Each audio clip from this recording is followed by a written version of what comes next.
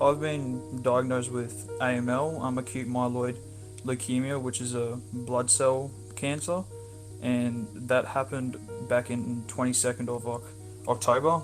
I was living a normal life and just felt really sick. Went and got a blood test, and we got a call in the middle of the night to rush to hospital. And within a day, I was on a plane to Brisbane and started treatment straight away. And I've been going through chemo. I've done about 5 rounds of chemo, and at the moment, I'm going through my bone marrow transplant, which is a 100-day treatment, and I'm halfway through. Yeah, it's been a long process. We honestly thought that they were joking, and I'd just accidentally taken maybe the wrong thing, and just they were just wrong. But we were just in shock, and we didn't know how to feel at all, really. Prior to getting that diagnosis, before all this happened, you were happy, healthy, very fit, and heavily involved in basketball here in Bundaberg, weren't you? Yeah, I was. I'd been down at that basketball stadium for about 7 years. I knew everybody down there. I coached basketball. I just recently that year come back from representing Queensland and getting a bronze medal.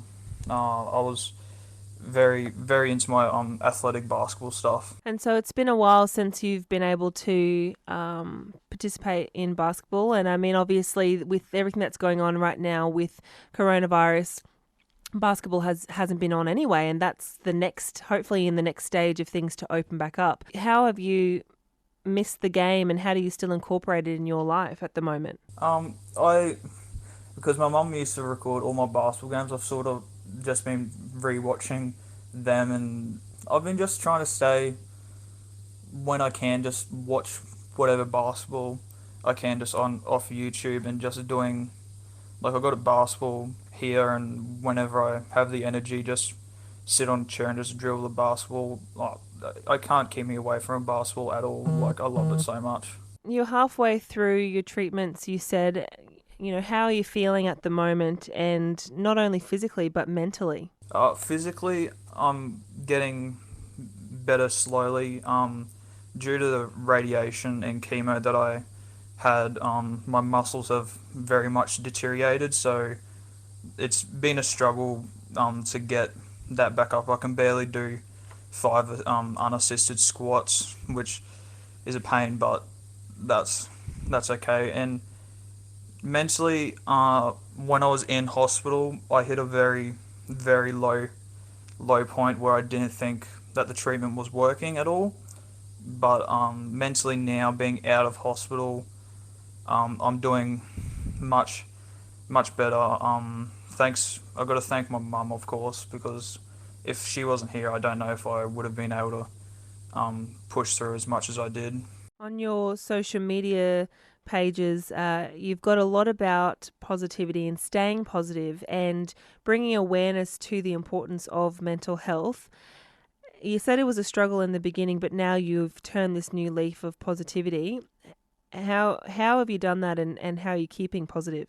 I sort of just said to myself that this is the life and situation I've been given, and I'm too young to just give up now. So me and my mum just talked, and it was more of, instead of thinking of all the negative stuff, just focus on each small positive thing that came in. On my social medias, I've posted YouTube videos about my journey and stuff, and just I also have opened up to meditation. I think was a big thing as well, which helped a lot.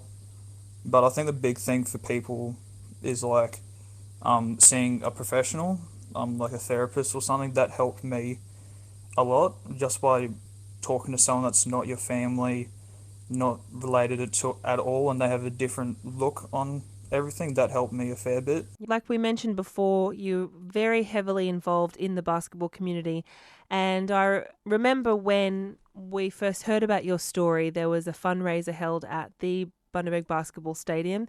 And a lot of people were saying it was the first time in years that the entire stadium was packed out, people coming there to support you for that fundraiser. How did that make you feel when you heard news that there was not one seat left in the stadium available to sit on because it was full of people there supporting you? It was honestly surreal. I couldn't believe it. I had friends sending me videos of like the lineup out the door before they were even open, and Mum and I just sat there and cried. We just were like, I didn't actually know how much people actually supported me down there, and it really, really surprised me. But it was just really surreal and very humbling to know that everybody down there was actually there to support me and my family, and it meant the world to us. Seems like you've got a really strong mindset about how to get through this, and you are getting through this with positivity, and people are obviously very supportive of you. What will be the first thing you will do as soon as you can get back out on that court with your teammates and your friends? Just have fun.